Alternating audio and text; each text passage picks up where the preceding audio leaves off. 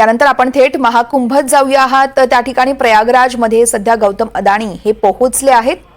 आपण ही दृश्य बघत आहोत. सहकुटुंब गौतम अदानी हे महाकुंभात सहभागी झाले आहेत. तर ते हनुमान गडीवर जाऊन दर्शन देखील घेणार आहेत. प्रयागराज मधली ही दृश्य आपण बघत आहोत. गौतम अदानी हे कुंभमेळ्यात सहभागी झाले आहेत. महाप्रसादाचा गौतम अदानी यांनी लाभ देखील घेतला आहे आणि त्यानंतरची ही दृश्य आपण बघत आहोत.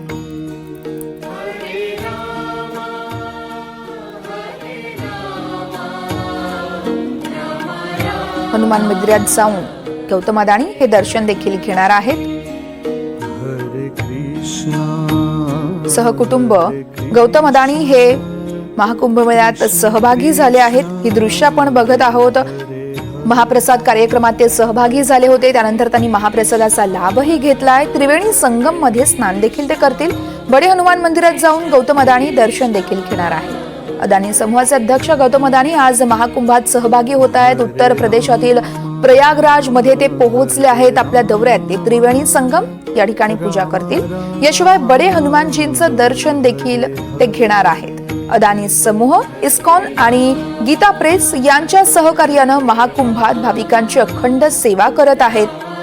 महाकुंभ परिसरात दररोज 1 लाख भाविकांना महाप्रसादाचं वाटप केलं जातंय. शिवाय 1 कोटी भाविकांना आरतीचं संकलन करण्याचं उद्दिष्ट देखील इथं ठेवण्यात आलं आहे. खरं तर कुंभमेळ्याचा मुख्य उद्देश जर बघायला गेलं तर भक्तगण किंवा मग श्रद्धाळूंची आत्मशुद्धीची एक संधी देणं असतं. कुंभमेळ्यात शाही स्नान केल्यानं आत्मशुद्धी होते, पापांचा नाश होऊन मोक्ष प्राप्ती होते असं देखील एक बोललं जातं. कुंभमेळ्यात त्रिवेणी संगमावर स्नान केलं जातं. कुंभमेळा म्हणजेच साधू संत, गुरु, भक्तगण आणि श्रद्धाळू यांच्यातील ज्ञान, भक्ती आणि सेवा यांची देवाणघेवाण करणारं एक महत्वाचं केंद्र मानलं जातं. कुंभमेळ्याचं धार्मिक आणि आध्यात्मिक महत्व खरं तर खूप मोठं आहे. कुंभमेळ्याबद्दल अनेक पौराणिक कथा सांगितल्या जातात. त्यातीलच एक म्हणजे समुद्र मंथन.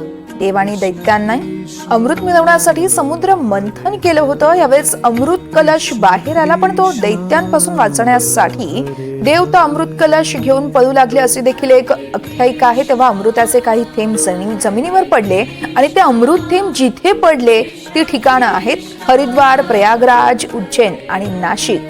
म्हणून या ठिकाणी कुंभमेळा आयोजित केला जातो. अमृताचे थेंब हरिद्वाराच्या ब्रह्मकुंडात, तसेच उज्जैन मध्ये शिप्रा नदीच्या काठावर आणि नाशिक मध्ये गोदावरी नदीच्या किनारी पडल्याची देखील माहिती आहे. आणि याच कुंभमेळ्यात अदानी समूहाचे अध्यक्ष गौतम अदानी हे स्वतः सहकुटुंब सहभागी झाले आहेत. प्रयागराज मधली ही दृश्य आपण बघत आहोत. गौतम अदानी महाकुंभ मेळ्यात पोहोचले आहेत. महाप्रसाद कार्यक्रमात ते सहभागी झाले होते. त्यानंतर त्यांनी महाप्रसादाचा लाभ घेतला. त्रिवेणी संगम मध्ये ते स्नान देखील करणार आहेत. बडे हनुमान मंदिरात जाऊन गौतम अदानी हे दर्शन देखील करतील. अदानी समूहाचे अध्यक्ष गौतम अदानी आज महाकुंभात सहभागी होण्यासाठी उत्तर प्रदेशातील प्रयागराज मध्ये पोहोचलेत. आपल्या दौऱ्यात ते त्रिवेणी संगम या ठिकाणी पूजा करतील. शिवाय बडे हनुमानजींचं दर्शन देखील घेतील. अदानी समूह, इस्कॉन आणि गीता प्रेस यांच्या सहकार्यानं महाकुंभात भाविकांची अखंड सेवा करत राहणार आहेत. महाकुंभ मेळा परिसरात दररोज 1 लाख भाविकांना महाप्रसादाचं वाटपही केलं जातंय. याशिवाय 1 कोटी भाविकांना आरतीचं संकलन करण्याचं उद्दिष्ट देखील इथं ठेवण्यात आलं आहे. प्रयागराज मध्ये 12 वर्षांच्या प्रतीक्षेनंतर कुंभमेळ्याची सुरुवात झाली आहे. हिंदू धर्मातील सर्वात पवित्र आणि प्राचीन परंपरांपैकी एक म्हणजेच कुंभमेळा.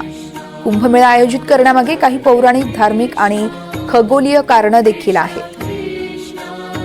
पण पाहतोय खरं तर 12 वर्षांनी कुंभमेळा हा होत असतो. हरे राम